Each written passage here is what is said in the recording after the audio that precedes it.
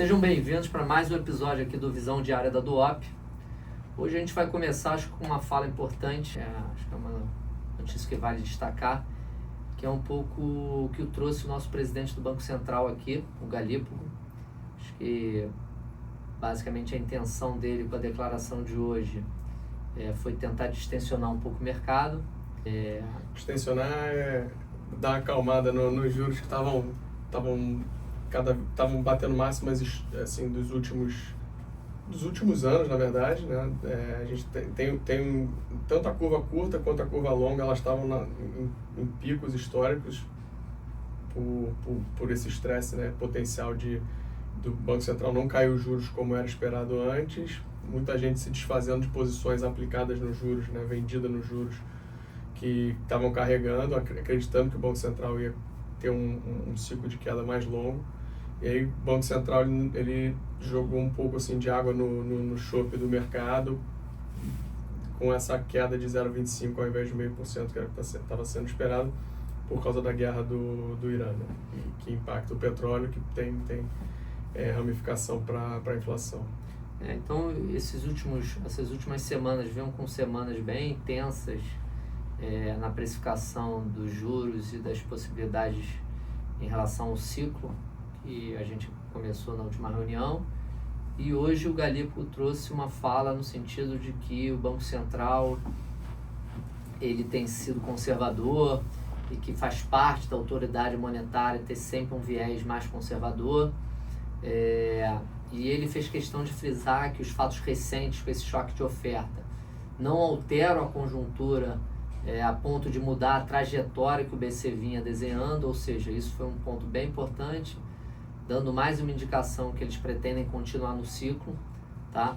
Ele também trouxe um fato que esse problema que está chegando possivelmente com o problema do conflito relacionado a uma inflação relacionada ao problema de oferta, ele vai ser também um problema para crescimento.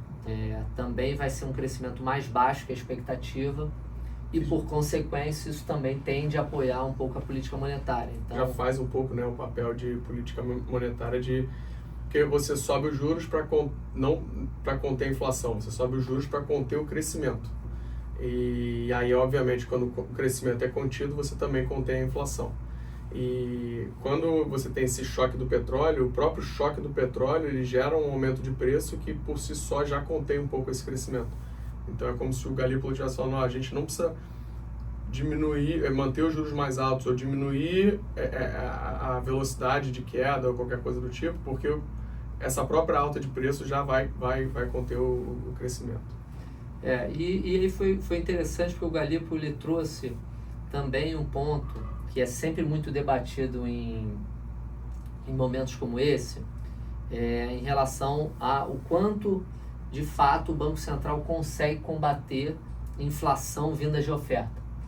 Isso no Brasil aqui é um tema que tem um pouquinho mais de consenso, porque é uma economia mais indexada, porque a gente tem um passado histórico de inflação mais alta, a gente tem, no geral, os índices de difusão por aqui estão sempre meio altos, né? Ou seja, o quanto de aumento de preço tem na cesta por completo. Então, aqui é um tema e é um debate, digamos, um pouquinho menos quente que se tem lá fora, nos Estados Unidos principalmente. E ele trouxe isso, dando a entender que a gente vai ter um problema de oferta, mas o problema inflacionário de oferta se combate com política monetária, mas tem essa pequena ressalva de que se não dá para olhar da mesma forma do que um problema inflacionário vindo da demanda. Tanto que o Banco Central lá fora olha o núcleo e o Banco Central aqui não olha necessariamente o núcleo da inflação. Óbvio que olha, mas não é o que move tanto quanto o Banco Central lá nos Estados Unidos, por exemplo. E o núcleo é justamente o que a inflação que expurga um pouco esses movimentos mais voláteis, vamos dizer assim. E aí por que é interessante? Porque faz o gancho com justamente uma notícia vinda dos Estados Unidos, que o Powell também, o presidente do Fed, também deu declaração e ele conseguiu acalmar bem o mercado lá fora. E a declaração dele foi exatamente nesse gancho, E o gancho dele foi o seguinte: a gente provavelmente vai ter um problema inflacionário no curto prazo de oferta, mas, e aí ele deixa, olha, a política monetária é uma política que acaba atuando 18 meses à frente, então se eu atuar agora por um problema de oferta... Todo aumento de juros ou manutenção de juros com a expectativa de que os juros mais altos vão conter uma inflação, essa expectativa ela só vai fazer efeito daqui a 12 a 18 meses. Então não faz sentido eu subir os juros hoje para conter uma potencial inflação daqui a 12, 18 meses, se eu não sei se o petróleo vai continuar nesse patamar daqui a 12, 18 meses por causa da guerra. Não sabe se a guerra vai acabar semana que vem, daqui a um mês ou... E o Powell trouxe exatamente esse viés que o Teixeira trouxe. Ou seja, dando a entender que o Fed lá vai ser um pouquinho mais permissivo, digamos assim, com alguma inflação vinda desse choque da oferta. Isso acalmou bem os mercados lá, as curvas de juros lá fora. Por aqui o Galipo deu um leve gancho, porque obviamente, conforme eu tinha falado, o debate aqui é sempre um pouquinho mais delicado, porque obviamente o Teixeira trouxe um ponto, né? Eu não vou atuar na política, o debate, né? Eu não vou atuar porque a política monetária só faz efeito daqui a 12, 18 meses e o conflito já pode ter terminado. Mas é sempre a dúvida que se ponha se esse problema da oferta já não vai afetar as expectativas todos da população hoje, e se afeta as expectativas, a população mesmo já começa a ter mais receio. Se a população tem mais receio, ela não só quem tem um poder de ajustar preço ajusta, mas também o próprio trabalhador ele pode barganhar mais salário, e aí você começa todo o enredo. Você impacta na expectativa de inflação, e aí, essa é a pior coisa que você pode impactar para a inflação disparar, né? Que é a expectativa de inflação. Mas também tem um ponto que é o diferencial de juros, que não é o caso agora, mas também quando o Brasil começa a cair os juros por causa de um choque de oferta ou alguma coisa do tipo, você tem um diferencial de juros diminuindo, esse diferencial de juros impacta o câmbio, que impacta a inflação, como a gente falou na sexta-feira, de forma muito mais rápida. Então, cada 10% de alta no câmbio, você tem 1,2 pontos, 1,2%, né, 120 bips de alta na inflação. Então, aqui também a expectativa de juros mexe mais no câmbio do que lá fora, e isso impacta mais a inflação também aqui do que lá fora. Então, aqui o Banco Central tem que ter um pouco mais de cuidado com isso. Por isso o Galípolo falou, mas não falou tão veementemente quanto o Powell, então acho que... Aqui é mais um tempero, lá mais a refeição principal, digamos assim. Exatamente. E eu acho que vale a deixa aqui de um paralelo que a gente acompanhou em 2021, o pós-Covid ali, ainda um pouco no Covid, mas já no final, um problema relacionado justamente à oferta. Lá na época não era petróleo, mas algum relacionado à cadeia de suprimento global, com chips, etc. E o que aconteceu em 2021 foi que basicamente os bancos centrais dos grandes países, como o Fed e o Banco Central Europeu, eles tentaram de fato não mexer na política monetária, porque eles achavam que era um problema de oferta. Então logo em seguida aquilo iria passar e aquela inflação ia baixar, e a política monetária não faria sentido ter a atuação de política monetária naquele momento. Foi bastante curioso, porque esses países não viviam inflação há bastante tempo, e essa tese se mostrou errada então. E aí, basicamente, o Fed, o Banco Central Europeu, eles foram ter que correr, digamos assim, atrás do rabo no início de 22, porque eles perceberam que essa inflação de oferta tinha acabado entrando por todas as entranhas da economia e virando uma inflação mais dissipada. Isso porque a economia estava bem acelerada naquele momento, e eles estavam usando como desculpa para não subir os juros essa inflação de oferta, mas o que eles não estavam vendo era que a economia estava acelerada. Tinha um fiscal muito forte, né? Então tinha cheque pós-Covid, né?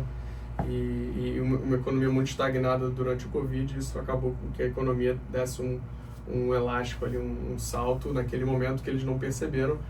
É um momento bem diferente do momento que a gente está vendo atualmente, mas existem algumas semelhanças. Então acho que vale a pena levantar essa bola agora. Então é isso. E aí eu acho que esses são os pontos mais importantes. Tem mais do mesmo do Irã, no sentido de que a gente tem esse perfil um pouco Trump que a gente já vem acostumado. Você tem nas falas dele sempre uma coisa meio... Você não sabe o que vai acontecer. Sempre tem uma coisa meio positiva ou negativa. Então, ao mesmo tempo que ele fala que a negociação está avançando, ele fala que ele poderia atacar. Não, e aí já está colocando mais tropa até ali para a região e tal. Então, assim, é sempre muito dúbio o que ele vai fazer. É lógico que a gente acha que o Irã é um país diferente dos outros que ele atacou, ele entrou com o exército em terra e tal. Então, tem grande diferença. Eu acho assim, tem só um ponto, que hoje o mercado piorou em alguns ativos, com uma leitura de que o Trump estaria mandando mais tropa, o Trump está mandando mais tropa para o Oriente Médio, e então quer dizer que, necessariamente queria dizer que a probabilidade de um ataque terrestre seria maior.